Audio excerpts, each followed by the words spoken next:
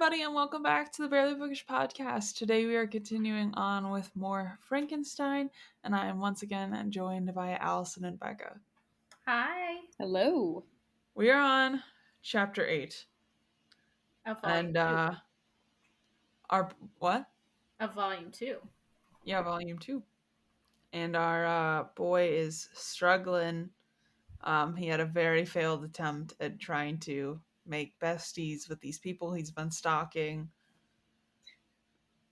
A common that's where we're problem at. to have issues making friends with the people you're stalking. And also You know. squatting in their cabin. He's squatting and stalking them. It's sad because I was like, maybe the monster's not a bad guy. Maybe he's okay. And I don't know who the villain is, to be honest. I don't know if there is a good person in this entire book. They're all very morally gray. 100%. I think that's a fair assessment, to be honest. Maybe the sister that the dude's writing to. Maybe she's fine. We'll never know.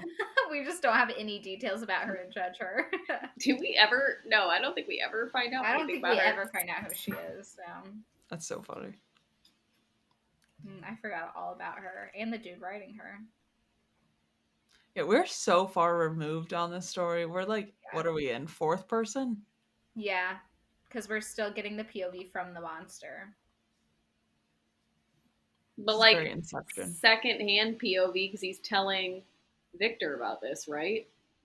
Yeah, and Victor's telling the sailor guy who's telling his sister. Oh my God.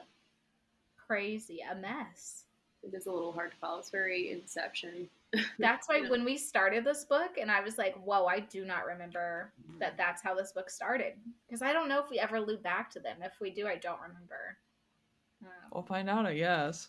Yeah, we'll find out we're getting close. Full disclosure, I already talked to you guys about this before recording, but I'm realizing how much I forgot about this book, or how much happens, because I feel like I did not retain all of this book. Mm-hmm. We're getting to like the part of the book that I remember really well, but there's still parts of this, like this exact chapter, that I absolutely did not remember. And you've read this a couple times at this point. I think this is my 6th time reading it. That's crazy. Still didn't remember. It'd be like that, honestly. So much happens. It's wild. I think I did sections of this book as audiobook, and this is a section I did as audiobook, and then apparently that didn't work as well for me. I generally can retain an audiobook pretty well. I'm more visual, so it's better retention when I do like a physical book or a Kindle book or something, but I can tell I was distracted when I was reading this, or just didn't retain it all. I will say it's fun reading it through this time, not having remembered so much, because I'm like, oh my God, this is wild. Like, shit's hitting the fan, and it's so fun. But I think it goes to show that this book is going to be good to revisit over the years and reread. Definitely. But I think this is one I will probably always reread. I can't wait to read like a bunch of different versions of this now, though. Yeah. You know? Yeah, I definitely want to reread a different version. I think I want to do Becca's version. I'll mail it to you. You can have this exact. Yeah. What year copy is yours again? Is it 1830 something? Based on the 3rd edition of 1831. Okay. This volume contains all Mary Shelley's revisions to her story and also includes a fragment by Lord Byron and Dr. John Pelorty's The Vampire. Vampire spelled with a Y. Ooh, fancy. I'm probably not going to read that, if I'm being honest. Mode. Honestly, once it says the end, I'm done. I don't care what's in the appendix. I don't care what's in the afterword. And when we hit the end, it's the end. Sometimes even the epilogue, I'm like, ugh, you know? Yeah, epilogues are 50-50 for me. I'm actually kind of passionate about epilogues because they either like make or break the story. You can either do so much like closure in an epilogue and you're like, okay, that was such a good story up until the end and now we've got some good closure, or you almost provide too much closure and I'm like, wow, you took a really intense high stakes book and just wrapped a little bow on it at the end and now it took away a lot of the like intensity of it and then I get let down. So I'm pretty 50-50 on epilogues. How about when there is a sneak preview of the next book? Do you ever read that? I do. I will read that, yeah. I don't. I'm always like, really? I'll just purchase it.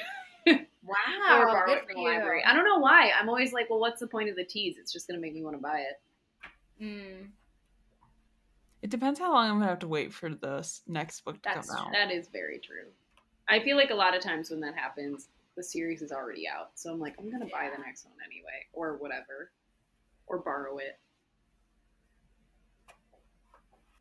It's quickly getting very dark in here. I know. It's going to get dark in here, too, because I've got all the windows open and the sun's going to start setting. I feel like it gets moodier and moodier in my lighting. The same way the story in this book is going. It's getting real dark real quick. Surely. So, getting into chapter 8, because there's no better segue than that, honestly. He starts talking about how he wishes he could have died in that moment because he could have easily killed everyone there in his rage. And I was like, sir? That's right. So they just beat him up for like going in there, talking to the blind dad, tried to convince the blind dad to like be on his side and fight for him. And then obviously the cottagers got there and were like, "You, who are you?" And then they beat him up. I forgot. Mm-hmm. So from that moment on, he decides that humans are his enemies, and he is at war with all of them, but especially his creator. Which I'm like, you're asking this dude for a favor? Maybe, Yeah. maybe backpedal. Yeah, I wrote, wow, no second chances from this guy, because he just immediately was like, fuck those guys. Even though he's like loved them for years and watched them for 2 years now. Yeah. And he's like, this one bad interaction, and he's like, no, fuck him. I hate him. Yeah. He's like, I'll kill everybody here. Yep, happily. He goes, he would happily kill all of them. It escalates very quickly. He goes, I declared everlasting war against the species and against he who formed me. Like, everlasting war? My God. Like, damn. Just for getting jumped with, like, a stick? That's wild. His coping skills are definitely lacking. Yeah, 100%. Iconically, he got so angry, though, he became tired, which, same. Big same on that one. But after taking his little nappy nap, he's like, okay, maybe I was a little too hasty, and I should have gotten to know the dad first. And, like, my favorite thing is that he thinks that he can just, like, go back and, like, try again with this family. He's like, I don't give second chances, but they better give me a second chance. Like, it's insane. It's insane that he thinks they would be okay with him now that he's declared everlasting war on them. But I mean, it is very much like the rage of like a 2-year-old, though. So I feel like it's pretty on par. His like emotional intelligence is that of a 2-year-old. I feel like. Oh, definitely. Yeah. A well-read 2-year-old, you know. Well-read. He knows multiple languages, I guess. So, bear in mind he like ran out into the woods at this point. But he decides to make his way back to his hovel, and then he like when he gets there, it's morning now, and he realizes that the cottagers didn't get up when they normally would. Like they're not doing their like daily tasks and everything. And he's like, that's weird. That's strange. But he goes back into his little hovel, and then while he's sitting there watching, Felix comes by with some randoms. And apparently they're foregoing their entire lease and moving out due to the horror that they experienced. Yeah, he goes, my wife and my sister will never recover from the horror. We can never inhabit your cottage again. He said, break my lease, I want out. And they're like, you're going to forfeit like all of your farming. It's like going to cost you like 10 grand. And he's like, I don't care. They said, no thanks. Said nope. And then the monster was like, I never saw any of their family ever again. They straight up ghosted. That's all it took was one interaction and they were gone. So you know how earlier in this book I was like, the more we dive into Frankenstein's monster and everything, he reminds me of Ultron in the Avengers movies. Mm-hmm. So I was looking it up, and Ultron is influenced by Frankenstein's monster. Really? Hell yeah. That's awesome. I don't know anything about Marvel or Ultron, so that makes me want to learn a little bit more. If you watch it, you'll see he like studies humanity like very quickly because he's AI, but then he decides to hate humanity. That's why I'm always super nice to ChatGPT. Yeah, you never know, dude. Speaking of ChatGPT, let me tell y'all, I was asking it some very specific questions while reading Queen of Shadows. This is a total side tangent.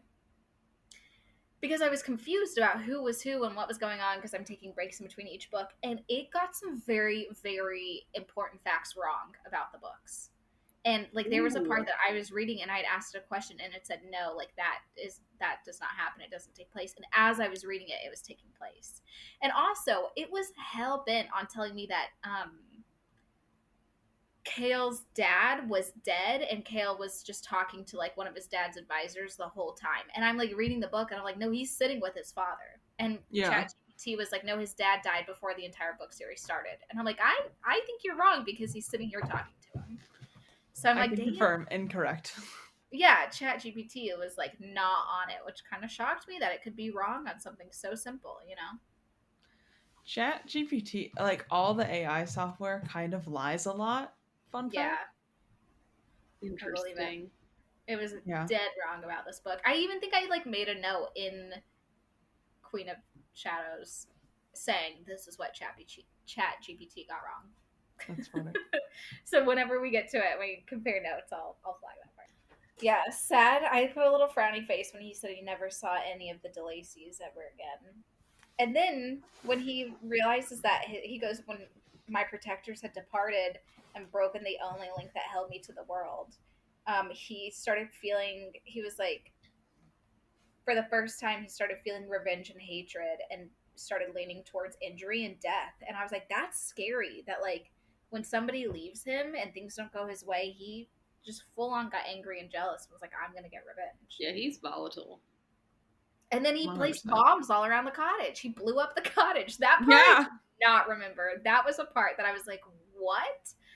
Absolutely did not remember the arson part of this book. I did not remember that either. That was one of the main things this section where I was like, what? Yeah, when I was reading that, I'm like, what? And underneath I wrote, he blew up the cottage with a whole bunch of question marks, because I did not remember that whatsoever. It's wild. Yeah.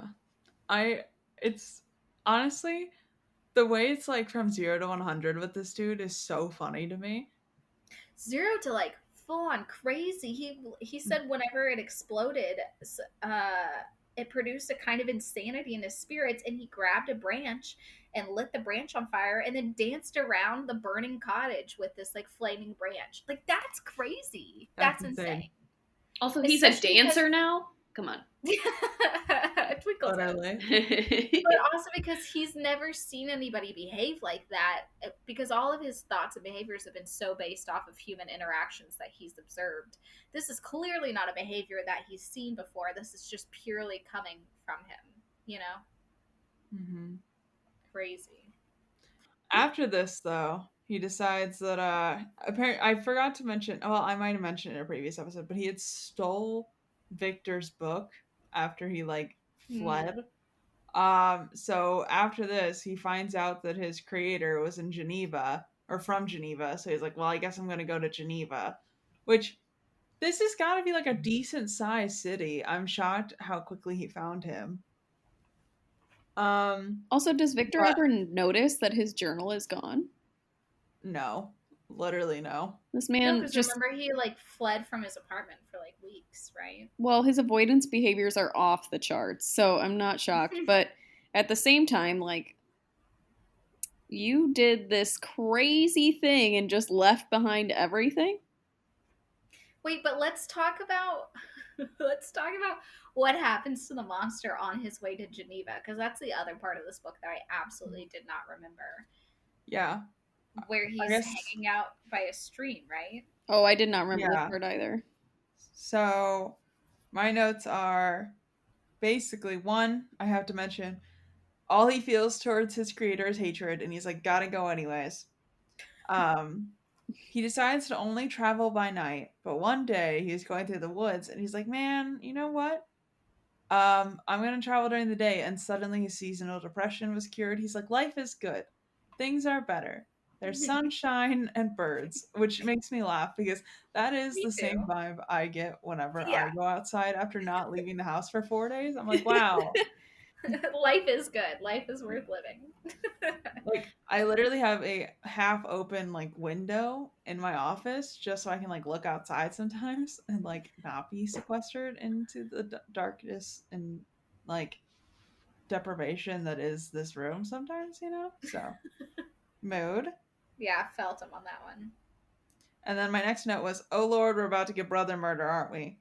Which Yep, not I yet. immediately thought this was Justine. I like wrote it in the book because he Me too. said he heard like a little girl's laughter, and so he hid in the bushes, and then this little girl came running towards him, and she slipped and she fell into the river. And I was like, oh, is this when he's gonna kill the little boy and like set up Justine? But no, this is a completely different little girl. Mhm. And he tries to go into the river to save her, and whoever the little girl was with came around the corner and saw him trying to like grab the girl and shot the monster. See, in mine, he like brought this little girl who was fully unconscious um in the stream, brought her out, was like trying to like drag her like into safety, like she was already out of the water. Mm-hmm. Then the guy shows up, shoots him, and then he's like pissed off, and I'm like, buddy, I'm not gonna lie, like that's kind of fair. Like these are like two, I'm assuming probably like teenagers to young kids who all they see is this giant dude grabbing his like younger sister, assumably. Like, I'm not gonna lie to you, I might make the same kind of choices. Me Like, too. Yeah. shoot first, ask questions. Like, if I see, I'm not gonna lie, if I see someone ripped 9 feet tall, Yeah, yellow shredded eyes, clothes, yellow eyes, like yellow bloodshot eyes. an Like, I'm arsonist. not gonna be like, let's have a civil conversation. I'm gonna be like, pa pa, pa pa. You know? 100%, especially if my little sister's like unconscious, Yeah. you have no idea what's going on. But I did Oh, love how man. he was like, this was my reward for my benevolence. Like, Yeah. it What was are you so. gonna do? Oh, I just did not remember that happening whatsoever. And then this whole thing got him riled back up, like his war against humanity. Yeah. He's And I, vows. Oh, sorry, sorry. go ahead. In mine, he vows to destroy mankind and then passes out from his gunshot wound. The drama. And he said, I highlighted a part. He was like, my daily vows rose for revenge, a deep and deadly revenge that he would, extinguish humanity. And I said, maybe if you acted right, they would like you. Like, even though he's Literally. ugly and massive, I feel like if you just fixed his behavior, they would be a lot nicer to him. You know, But he's it's like funny. running people down and chasing people and like hauling unconscious little girls around, like an arson. Of course, they're not going to like you.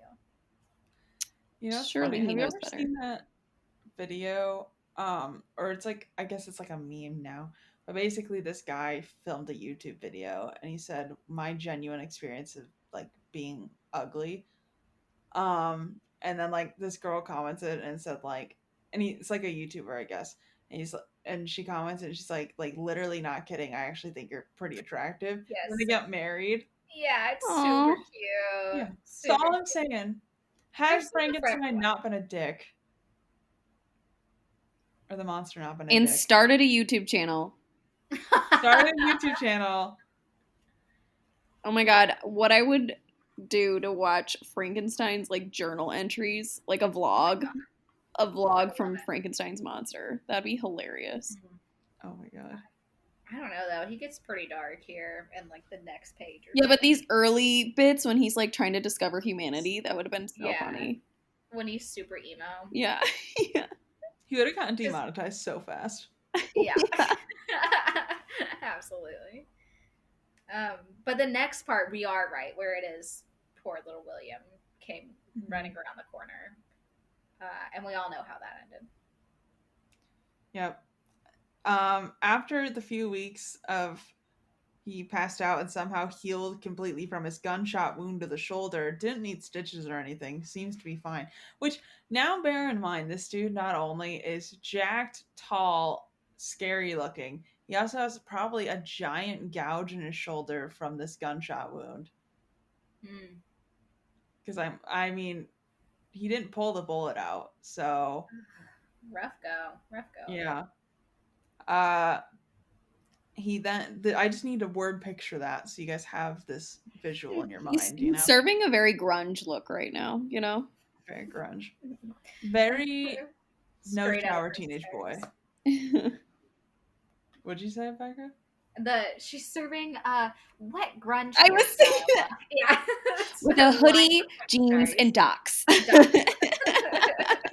That's me. I almost said that. Did we already say that in these episodes? I feel like I we don't may think have. so. Oh my god. I don't think so. That's a great reference, though. I almost said that, but I thought we already talked about it. Princess Diaries when she shows up.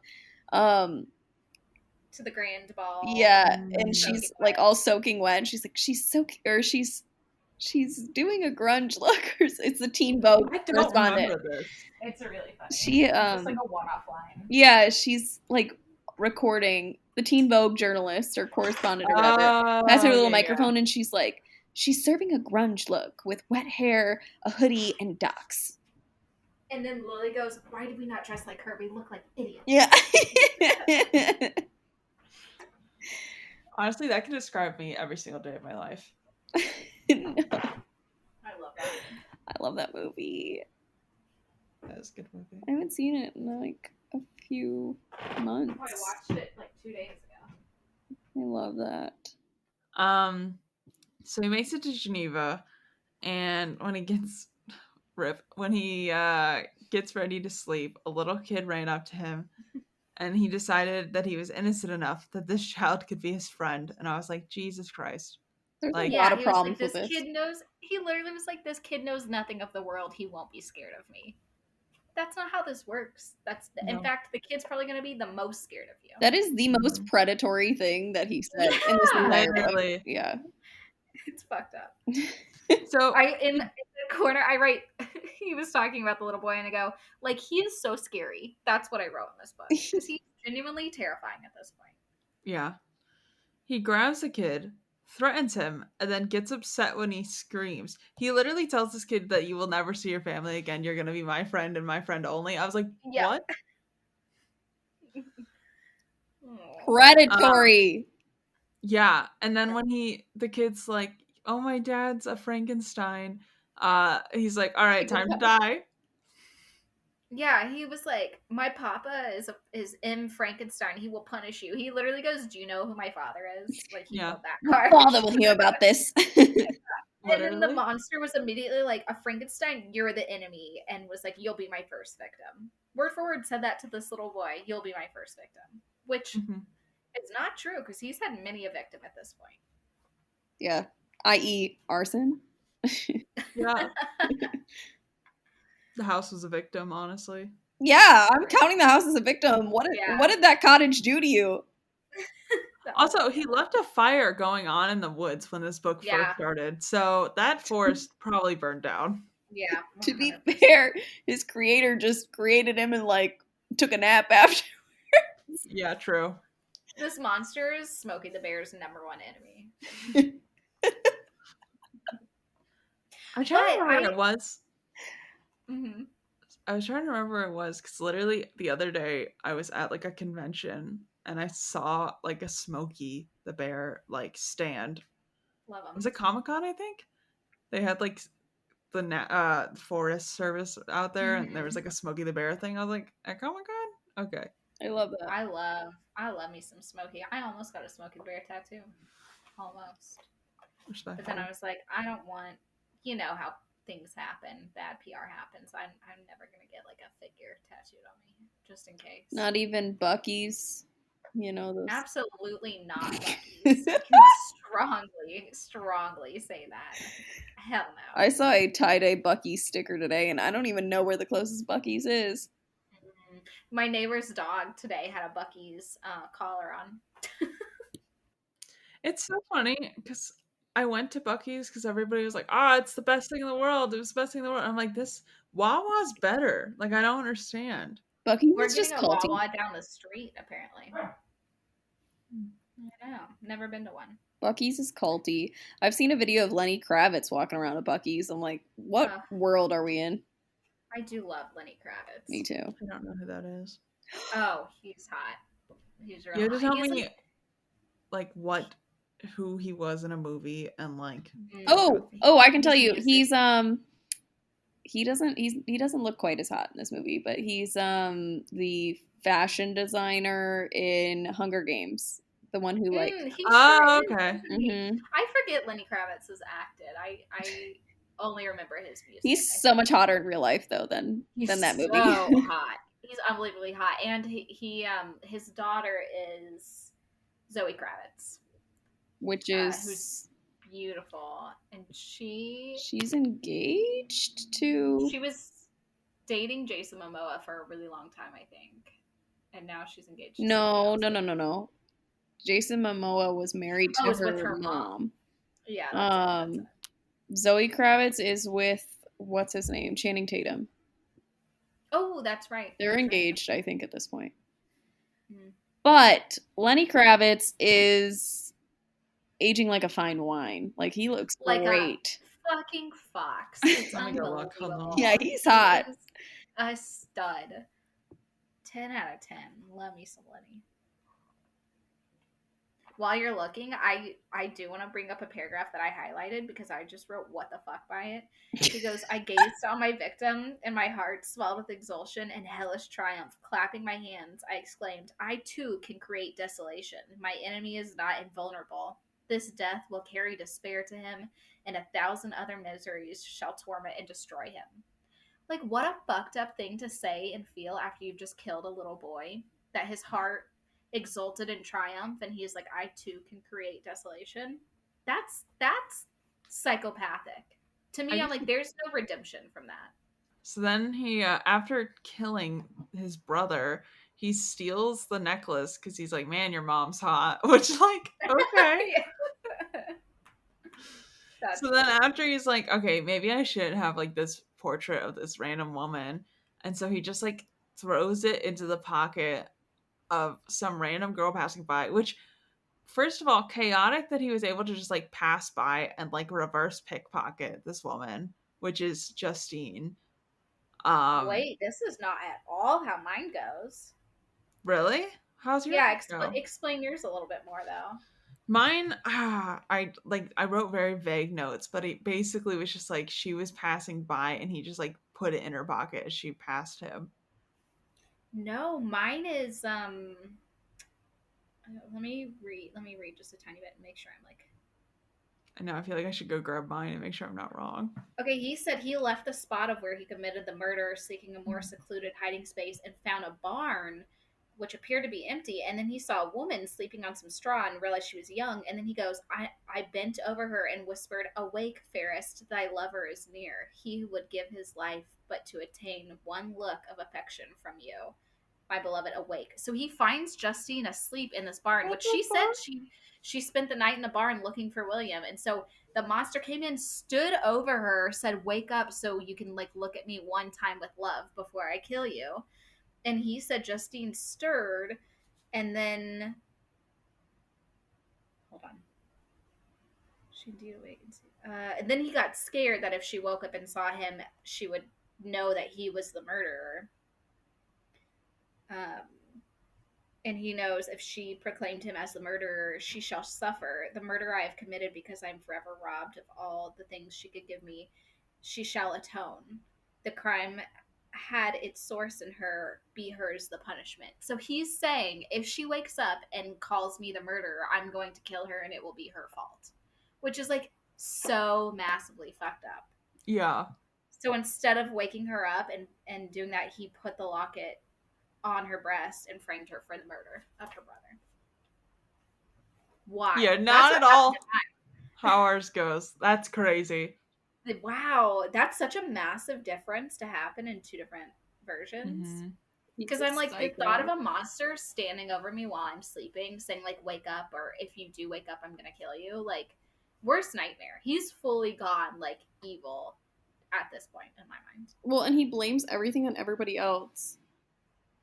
And then he's telling Dr. Frankenstein all this, that like he framed Justine, and then he turns to Dr. Frankenstein and goes, "I'm alone and miserable, uh, but you need to make me a companion." He goes, "My companion must be of the same species, and we must have the same defects. You must create this being for me." So he's telling Dr. Frankenstein if he doesn't create Mrs. Frankenstein, or like Bride of Frankenstein, whatever we want to call her, then he's gonna kill everybody. Everybody. This is And I'm right like, after telling him that he killed his brother. yeah, this is the next paragraph of being like, "I killed your brother, and also I framed your sister, and now you better build me a wife or else." Wait, Justine is not their sister, though. No, she's Brings the her. servant. She's Like, poor Justine. Poor Mhm. Justine. R.I.P. So like insane to like make this demand right after confessing to essentially 2 murders, because Justine's murder is his fault. The other crazy thing is, like, say Victor does this and makes the monster a girlfriend. Like, there's no guarantee that this girl would even like him. He pretty much, I guess, just assumes that the woman Dr. Frankenstein would create would be equally as hated by humans, so then would obviously have to depend on the monster to like be a good partner. And I'm like, what a horrible thing to like want for a woman in your life, you know? Literally. Like that she's so isolated and so hated that she has to depend on you. That's fucked up. Like the whole thing is fucked up. He gets Very Adam and Eve. progressively. Well, he gets Very okay. I made progressively so creepier. sorry. Go ahead. No, he just gets progressively creepier, like full blown psycho. Full blown psycho. And I made so many Adam and Eve references in this next chapter when we switch back to Dr. Frankenstein's point of view. Mm-hmm. Because there's a line that I highlighted that who's talking? I think the monster is talking. He goes, "It is true, we shall be monsters, cut off from all of the world, but on that account we shall be more attached to one another." And I just wrote Adam and Eve next to it. And now we're on to chapter 9. So Victor, obviously pissed. He's like, "Bro, first of all, you just told me that you murdered my brother. You framed my servant, who's basically family," which also one bold move to like proclaim a servant's basically family, but Yep. go off. Looking past that, he's like, why would I do that? Literally name one singular reason in which I would make you a wife, girlfriend. Like, one, also, like, he's basically enslaving a random woman because he wants a girlfriend. Can we like put that in Yeah. perspective really quick?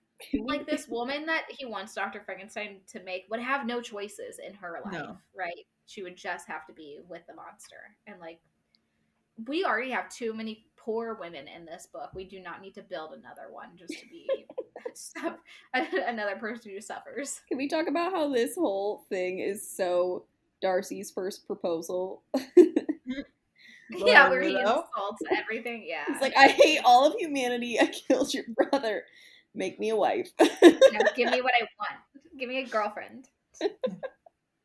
He's like, "I'm not asking for much after I brutally slaughtered everyone you cared about.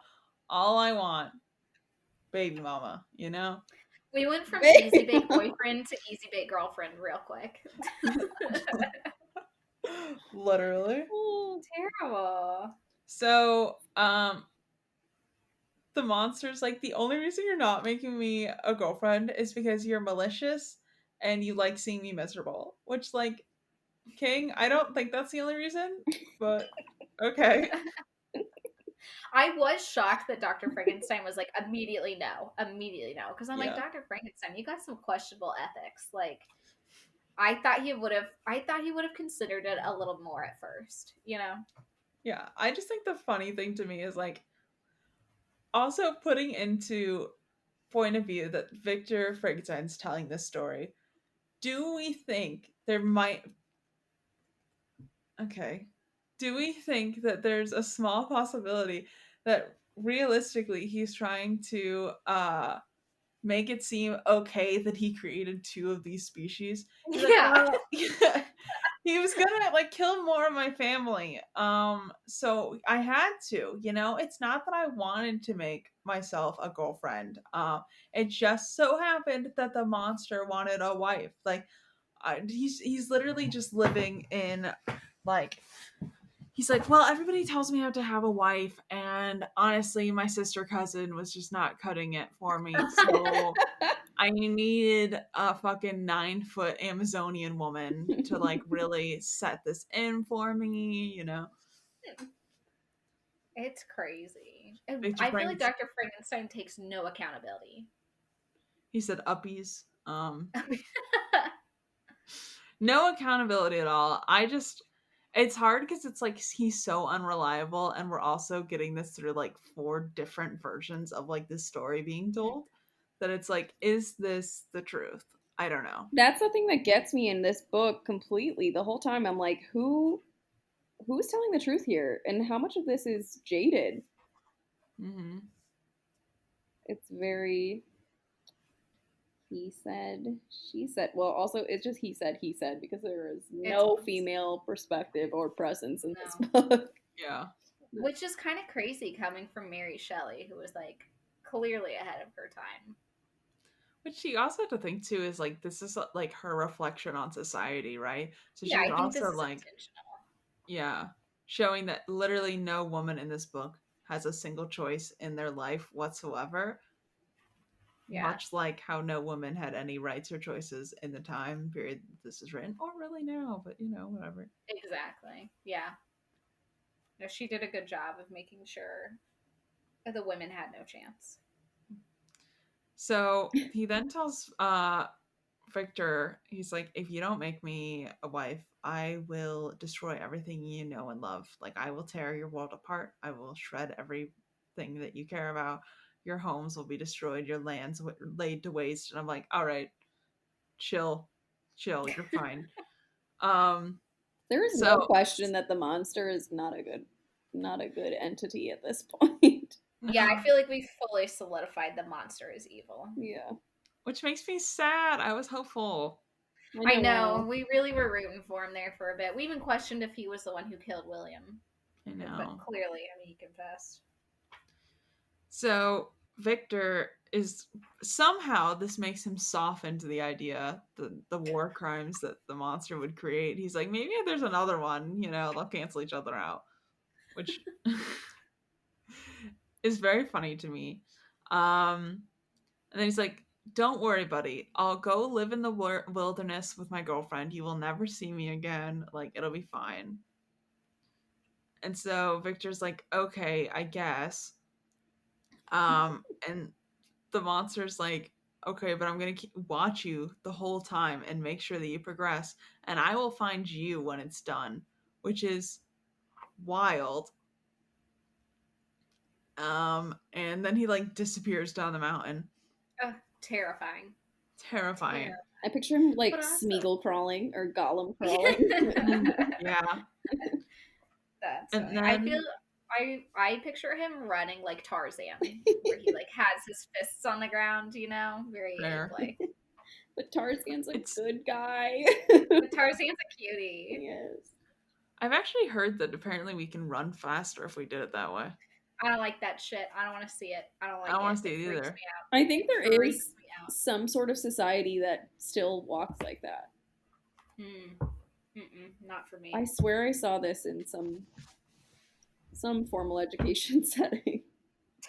I saw someone like training to run like that, and like working on it every day to see like just how much faster he could run by running. Anatomically, it doesn't work for our bodies though. It's like a weird crouch situation in the back. Yeah, I don't like the crouch. Neither do you. Wiggles. Have you ever done a bear crawl? I am not an animal. Yeah, he said, I will walk on my back 2 legs if we're going to talk shit. Have you ever seen a bear crawl, though, Al? It's like that kind of setup. Yeah. That's how I kind of picture the monster. Hauling ass. Hauling ass. But my only note in this was just how shocked I was, like how quickly, I mean, I shouldn't be shocked, but how quickly Dr. Frankenstein's mind changed of like, fuck no, I'm not going to build you a wife. That's insane. To, okay, well, if you're going to destroy everything anyways, I might as well, you know, make a second one, see how it goes for you guys, you crazy kids. Which, bear in mind, too, is like all of the shit that he has to like first of all, he's not in his dorm room anymore. So that means he has to build this creation wife in like the basement of his family house where his family's Ooh. at. Didn't even think about that. I did think about the fact he has to go grave rob I was again. gonna say, He let's has to not go. forget Mhm. about how he farms the Yeah, he's the gotta go dig organs. up some bodies. Yeah, he's got to dig up the bodies and he's got to like carry them through his like manor rich person house. Mm. And then he's got to like, I don't know. I think he did it with lightning last time. Like, Yeah. how's that going to Well, that's go? never been confirmed. Oh, you're right. It's just the common depiction. I think, and Yeah. plus, I feel like they allude to the lightning being something fascinating to him. So Yeah. But that's the end of my notes for that. My last note was that his family leaves from their vacay 'cause they're like, well, Frankenstein doesn't seem to be any happier, so we're going to go home now. the amount of placating to his emotions. Literally. Yeah, it's all about him and what he wants. And I'm like, he's abandoned y'all for years to go do like some fucked up stuff at school. And yet we're still putting his needs above everybody else. I don't get it. I don't get it. Always. Yeah, it's yucky. It is yucky. This section got a little yucky.